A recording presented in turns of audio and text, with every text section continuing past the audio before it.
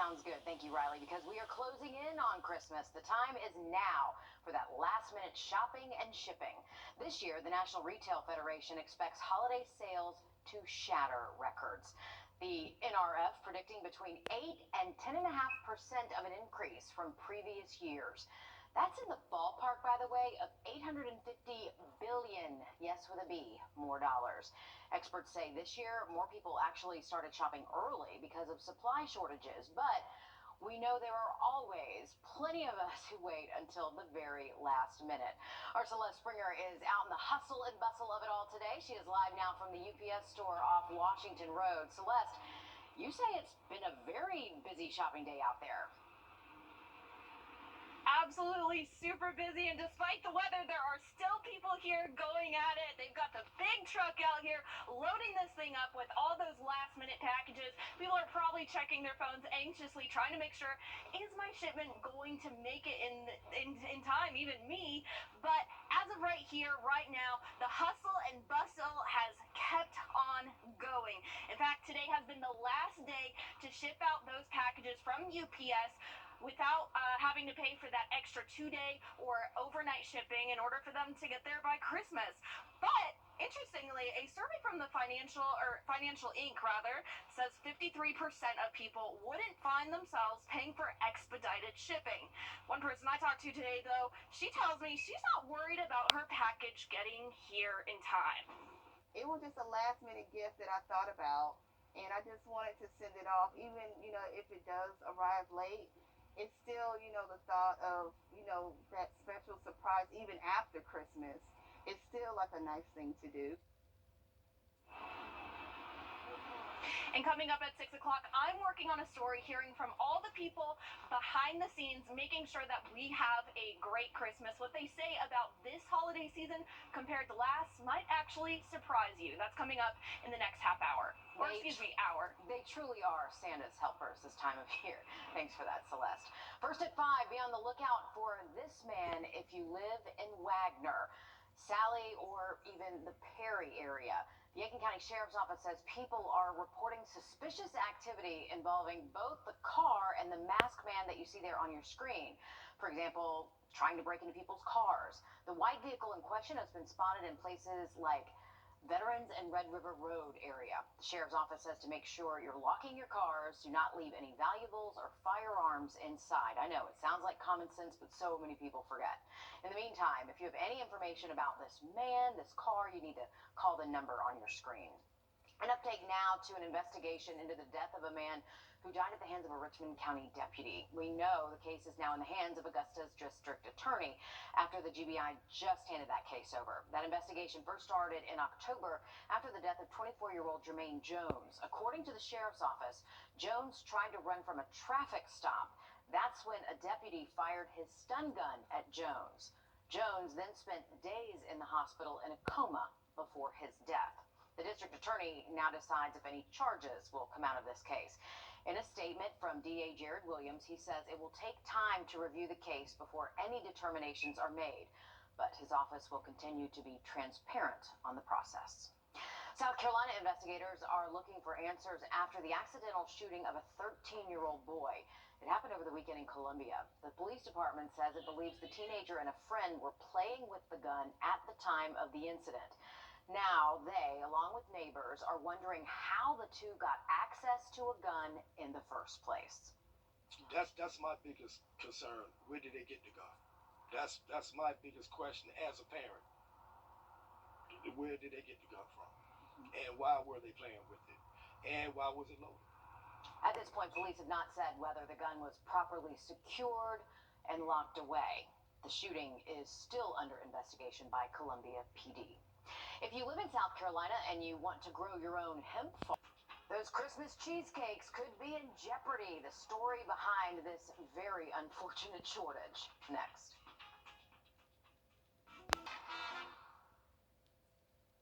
Shutdowns, a lack of workers. Now the restaurant industry is hit with another struggle. Food shortages now spreading to breakfast and bagel shops because of the nationwide shortage of cream cheese. Kraft Heinz, the company that makes Philadelphia cream cheese, says demands have been up since the start of the pandemic. They say they're actually shipping 35% more product than they were last year.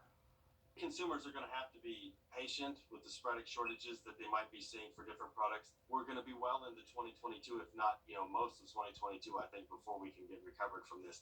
But the $64,000 question is what's going to happen with COVID and us getting back to some semblance of a normal labor market. The shortage so bad, Kraft ran a promotion last weekend encouraging people not to make cheesecake for the holidays this year. They even offered a $20 reimbursement to 18,000 customers. At this point, it's not clear exactly when the cream cheese shortage will ease, but come on, we got college football bowl games to go. And you know how much cream cheese we use in dips for tailgating. You know it. All right, taking you outside for a live look over the Calhoun. Beijing has promised a firm response to the diplomatic boycott.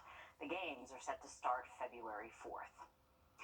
Taking a moment now to mark a sad anniversary for the city and people of Aiken. It's been 10 years to the day since the death of Aiken Public Safety Officer Scotty Richardson.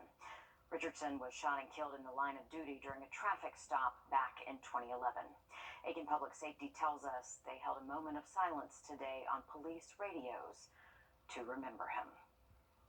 Augusta firefighters have boots on the ground this week to talk fire safety in our community. Here you can see Chief Antonio Burden with fire inspectors at the Azalea Park Apartments. All of this comes after a major fire at the complex earlier this month.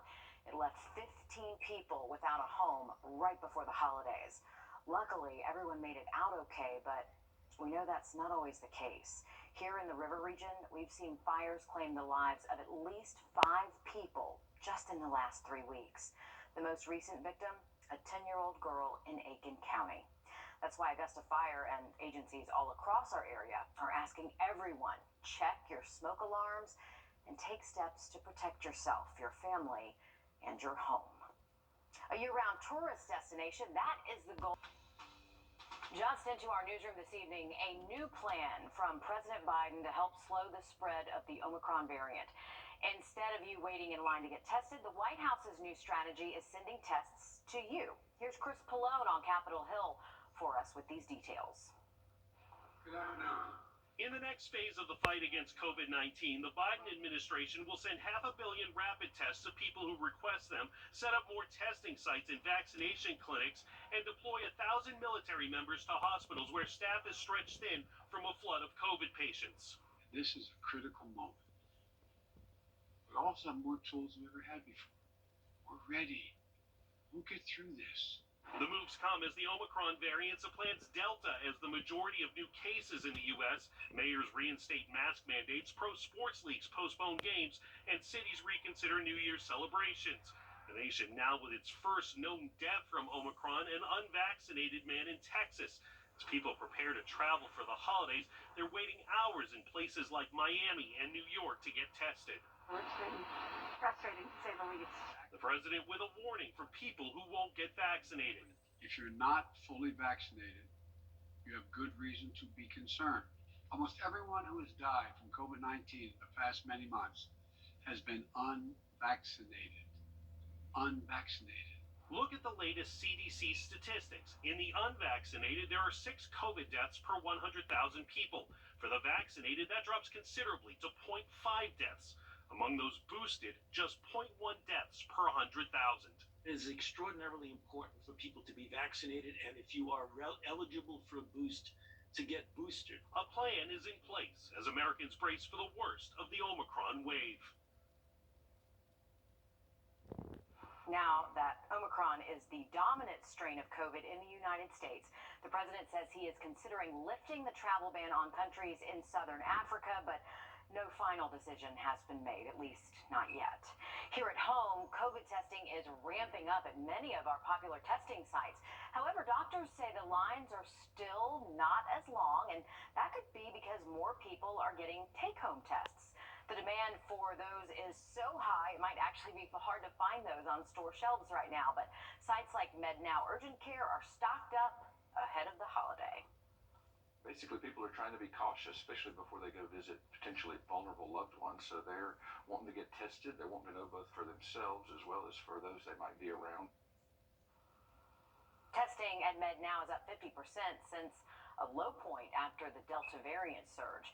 Dr. Newton tells us the positivity rate locally is slightly trending up as well.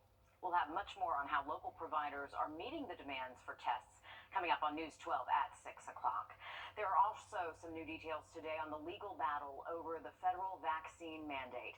The U.S. Supreme Court now asking the Biden administration to respond to several appeals to freeze the requirement for large employers by next week. Our nation's highest court says it received the request yesterday, one of them from South Carolina Attorney General Alan Wilson. Last week, a federal appeals court decided to revive the mandate for large employers. The Supreme Court says the appeals have been directed to Justice Brett Kavanaugh, who is expected to refer the matter to the full court. The Biden administration now has until the 30th of this month to file court papers responding to the challengers. The Supreme Court could rule on the matter early next year. Taking a live look now. 6 p.m. through midnight as well. By the time we get to tomorrow, that's when the sunshine finally returns. We'll have a look at that full forecast in just about 10 minutes. Breaking news on a tragedy in Burke County just days away from Christmas. Georgia State Patrol confirming a 3-year-old is dead after an accident on Highway 25. Another child and a woman are both in critical condition. Now police have released their names. 3-year-old Grayson Overstreet died in that crash. 4-year-old Davy Overstreet Jr. is in the hospital with serious injuries, along with the 2 adults inside, Amber and Davy Overstreet. It happened yesterday afternoon just south of Waynesboro near the Burke County Airport. You can see on the map there, we're told a Yukon and a tractor trailer were both going southbound in the right lane. That's when they say the Yukon rear-ended the tractor trailer and it burst into flames. We've also learned in the last few minutes they believe Mr. Overstreet was driving and following the tractor trailer too closely and hit it. Georgia State troopers also say no one inside the SUV was wearing a seatbelt. Continuing coverage now on the upcoming federal hate crimes trial of the 3 men convicted of murdering Ahmad Aubry in South Georgia. We are learning potential jurors for the trial will come from more than 40 counties all over the state. During yesterday's pretrial hearing, the judge granted a motion allowing for potential jurors to be called not just from Glenn County, but from 42 other Georgia counties. The judge's decision to grant the motion also ensured the trial will stay in Brunswick. The final pretrial conference is set for January 31st, ahead of its February 7th trial start date.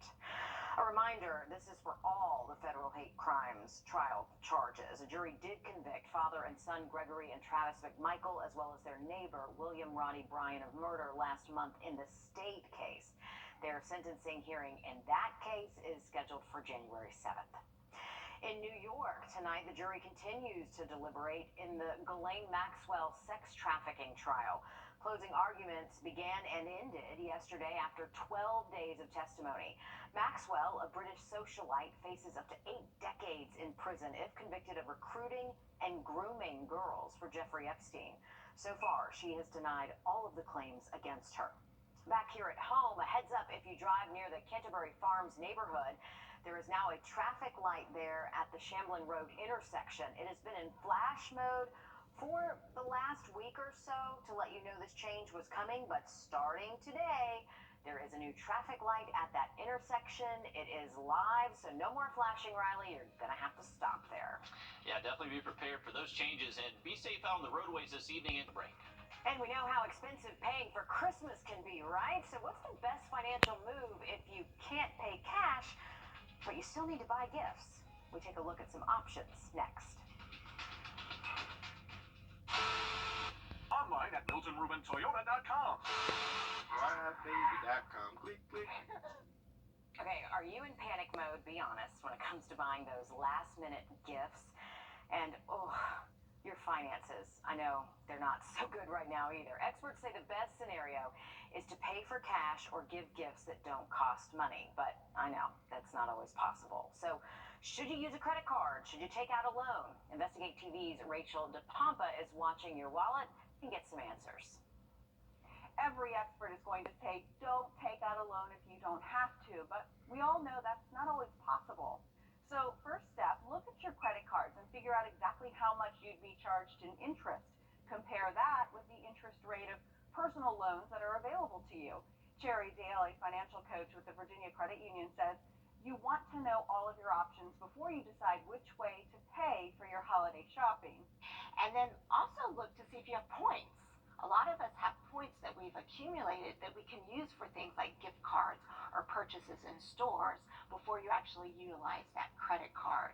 If you decide to take out a personal loan, you can do loans like that for just $500, but the interest rate is usually higher because it's unsecured. What that will give you is a set amount of time and a set interest rate to pay that personal loan back, and a monthly payment that you know you're going to get. Which also might help you pay it back quicker, because often with a credit card, people only pay the minimum, which means they take longer to pay it back and lose more money to interest. Dale says your best course of action would be to pay off your holiday debt this year as soon as possible, and then start saving a little extra money throughout 2022 for your holiday shopping next year. With this Investigate TV Watch in Your Wallet, I'm Rachel DePompa. All right, and we know a lot of you are probably running out doing some last-minute shopping. Look at that traffic pileup on I-20. You can see the lights there they're moving, Riley, just not moving very quickly. And these weather conditions, the gray, the fog, the mist, that's not helping out there. Yeah, I think the weather... And it's Georgia, the 7.5 favorite, right? All right, important to point out. Thanks, Nick. Coming up, the kids might get candy in their Christmas stockings, but what about everybody else? We'll show you some tech gadgets small enough for the stocking, but big enough for the grown-ups. Plus, are you dreaming of a white Christmas? Hate to break it to you, but it's not likely for us in the river region. First Alert meteorologist Mikhail Hannah Harding dishes the bad news. Next. The Live by Camera Network is brought to you on the line for 9999999. It's something we don't get to see very much of in Augusta. Snow. Temperatures have actually been pretty warm for this time of year. Granted, today is not that warm, but still, if you're wondering why we won't see a white Christmas, here's First Alert meteorologist Mikhail Hannah Harding to explain. Today we're talking about the possibility of a white Christmas around the CSRA, and you may have heard us refer to La Nina. That is the phase we're in right now, heading into winter. And as far as La Nina, we're talking about the equatorial waters of the Pacific, the trade winds increasing in intensity and strength, and as a result of that, we have upwelling in the equatorial waters of the Pacific, so that just brings the deep nutrient-rich water from the deep depths of the ocean up to the top of the surface, and those sea surface temperatures do get cooler as a result of that. Now, as far as what that does for our global weather patterns across the southern United States, usually for us that means a warmer and drier outlook in terms of the winter, and that is because of the polar jet stream typically being further north in the La Nina setup, so that keeps those storm systems further north from the southern half of the region or the United States, and that keeps those wetter conditions further north. It also allows more warm air to come into our area as well.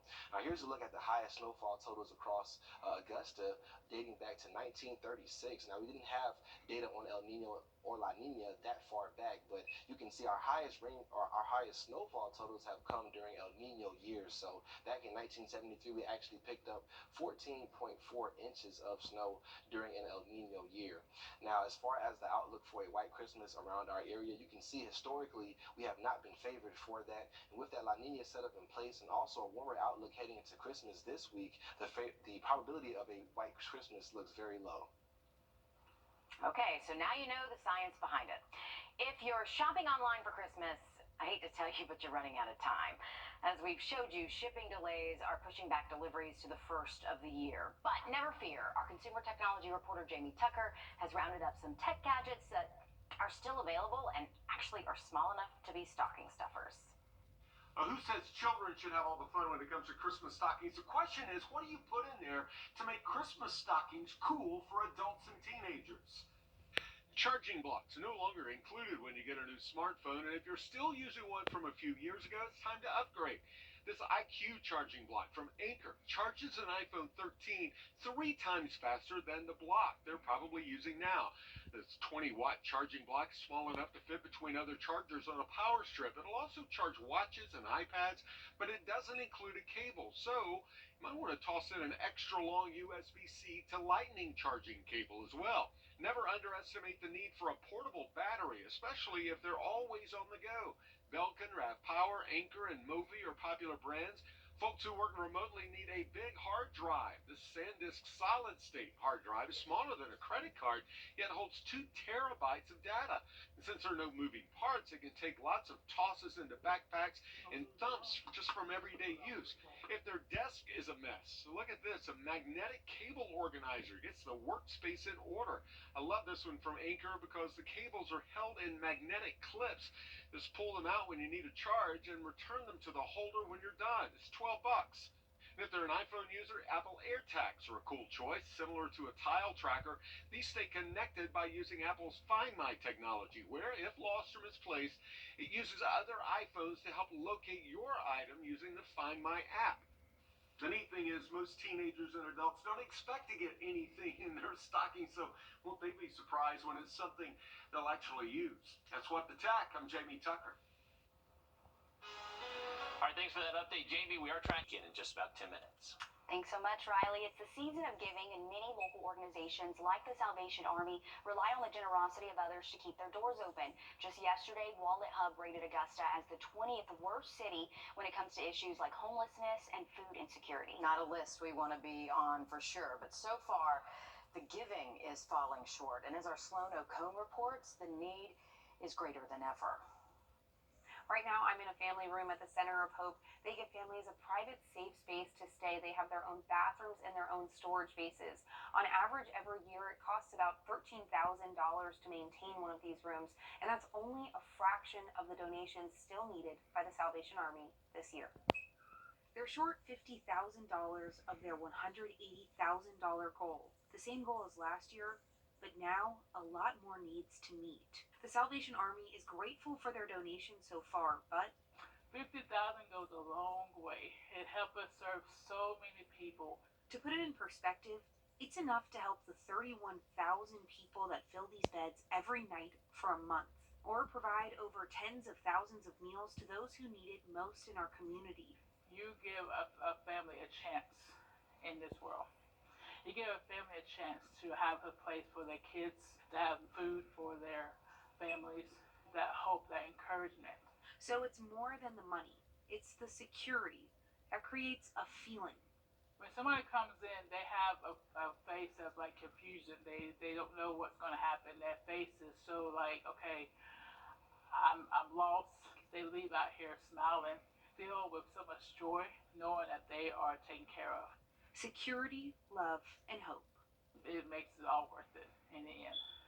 And there are still 3 days left for you to donate or even volunteer. If you volunteer for 4 hours, you could raise enough money to house an individual for 19 days at the Center of Hope, or a family to stay in a room just like this for 8 days. In the Center of Hope, Sloan O'Cone, on your side.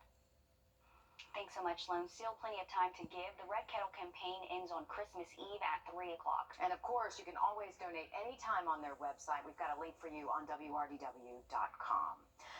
A solemn anniversary in the city of Aiken today. Members of the Aiken Department of Public Safety marked the 10th anniversary of the loss of Aiken Public Safety Officer Scotty Richardson. Richardson was shot and killed in the line of duty back in 2011 during a traffic stop.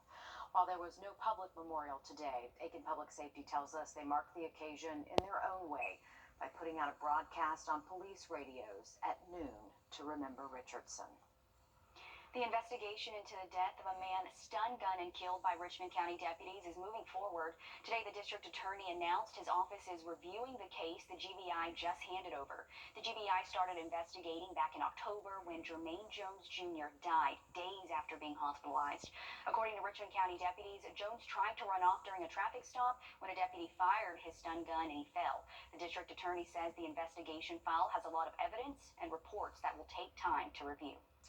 A Georgia man wrongfully imprisoned for murder is home for Christmas this year after spending more than 20 years without his family. Yesterday, Devonia Inman walked out as a free man from the Augusta State Medical Prison. Inman was wrongly charged in a 1998 murder. After over a decade of fighting, lawyers were able to finally prove he is innocent. It's really bittersweet, because obviously we are thrilled and over the moon that Devonia Inman is home with his family, but it's very difficult to think about that without thinking about all the years that were lost as well. Inman says he plans to rejoin his family in California and begin the journey of readjusting and healing. Well, it's written here in black and white. You're running out of time to ship unless you want to shell out a lot of green. But even such little options in the days until winding down, the last-minute frenzy to get everything right is ramping up. News 12 Celeste Springer is live outside the UPS on Washington Road. And Celeste, there's not much time left for these last-minute shippers and shoppers. No, not very much time at all. The UPS store here closes in about 25 minutes, and then after that, you want your presents to make it in time for Christmas, you're gonna have to fork out that big money for the overnight or 2-day shipping. The countdown to Christmas is on, y'all, and people are running around town trying to get those last-minute errands done, but I went along for the ride. 'Twas the countdown to Christmas, and all through the town, not a creature was stirring, well, except every Augustan around. Okay, I'm not going to spend the rest of this story rhyming, but you get the picture. It was busy. Some people look happy doing it, some people don't look too happy. Terrence McLean braved the store for just one thing. But like most everyone else here, he's got more to do. Me and my wife, we gotta go do a few little odds and ends, but for the most part, it's gonna be real light, real simple. Across town, we found plenty of truckers making a quick stop before working to get the shelves stocked. We stayed pretty busy all through the whole thing. We hadn't slowed up none. Greg Cowell is one of the lucky ones. He's headed back home for the holidays. But there will be other truckers on the road, the same ones that keep our small businesses stocked. Stocked, even though sales are through the roof. Amazing. This is, I'll start crying again. This has been our 8th year, and it has been our best season. Gifts are flying off the shelves at Impressions of the South. Like this one here? The next step, praying they'll make it under the tree in time. But at the UPS store, it's still, the thought of, that special surprise even after Christmas. Some people aren't letting the stresses of timelines get the best of them.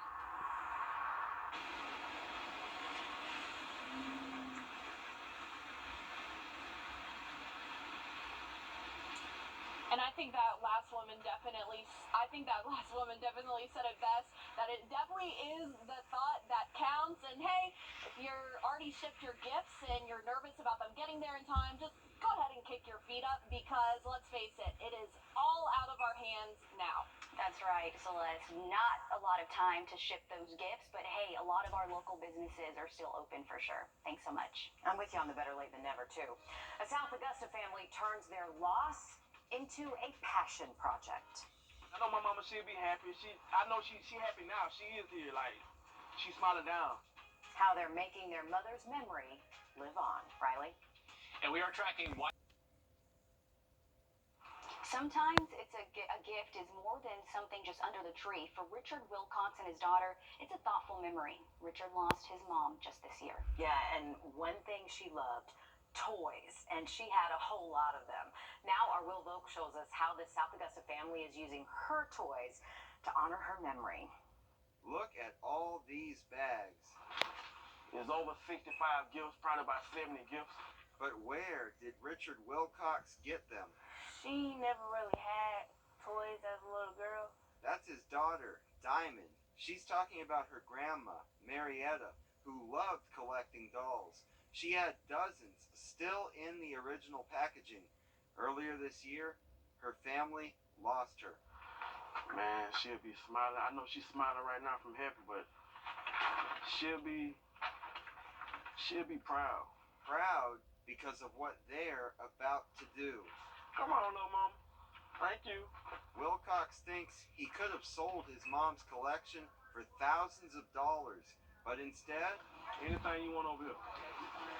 He's giving it away. And I know my mama, she'll be happy. I know she happy now. She is here, she's smiling down. Why? I'm really excited!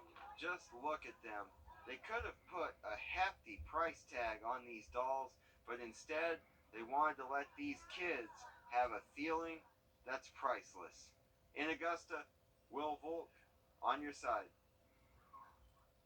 Those faces are priceless, and he couldn't have said it any better. His mom is smiling down. And a lot of those are vintage dolls, and the important part, of course, is not what they're worth, but it almost makes it that much more special of what it could have meant to him that he wanted to give to someone else. And when you see those kids smile and laugh,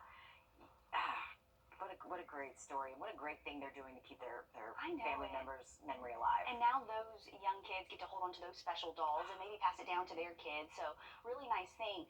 But if they were out today, it was a pretty cool day to be outside for sure. Yeah, no kidding.